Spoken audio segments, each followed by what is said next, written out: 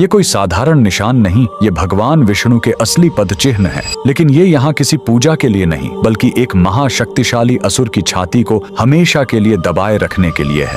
यह कहानी है असुर गयासुर की।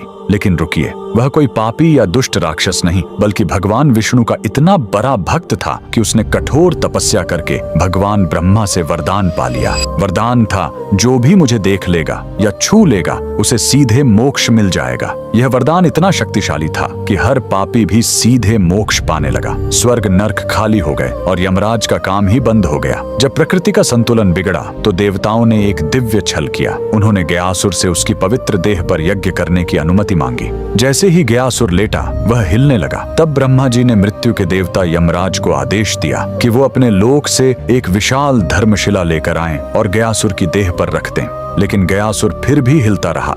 तब उसे स्थिर करने के लिए स्वयं भगवान विष्णु ने उस विशाल धर्मशिला पर अपना दाहिना पैर रख दिया, जो हमेशा के लिए अंकित हो गया। भगवान के स्पर्श से गयासुर खुश था। उसने मृत्यु से पहले भगवान विष्णु से वरदान मांगा, मेरी यह देह दुनिया का सबसे बड़ा तीर्थ बने और जो यहाँ अपने पितरों का पिंड दान करेगा उन्हें सीधे मोक्ष मिलेगा। और भगवान के आशीर्वाद से गयासुर का वही शरीर आज बिहार का पवित्र गया शहर है और जिस स्थान पर विष्णु ने पैर रखा था वहीं पर बना है यह प्रसिद्ध विष्णुपद मंदिर। लेकिन रुकिए, इसी मंदिर के बगल में इस फल्गु नदी में कभी पानी नहीं दिखेगा। क्यों?